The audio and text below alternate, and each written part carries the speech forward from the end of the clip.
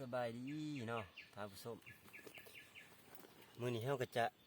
มาหางแหวให้ท่านผู้ชมได้เบิ่งเนาะหลังนี้เนาะนี่เนาะเสือกเฮาเสือกที่เฮาจะเฮ็ดเนาะเป็นแหวหนูเนาะท่านผู้ชมเอามาติดตามนำกันเลยเนาะ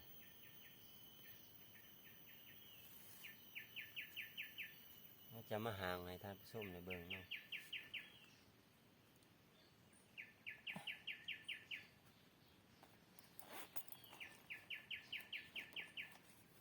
ตัวนี้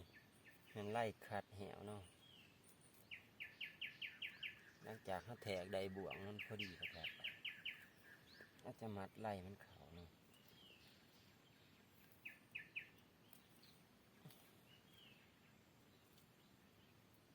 แหวตัวนี้เขาก็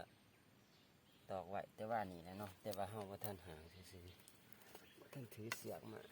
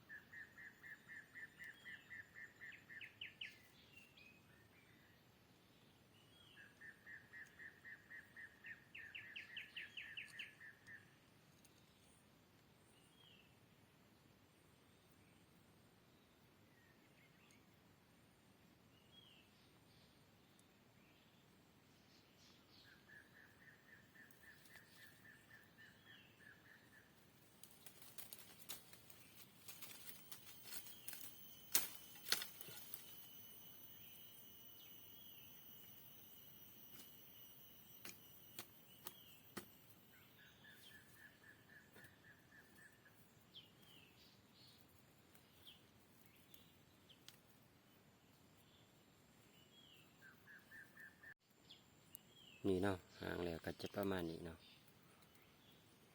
ขั้นเป็นขั้นไม้มะขวด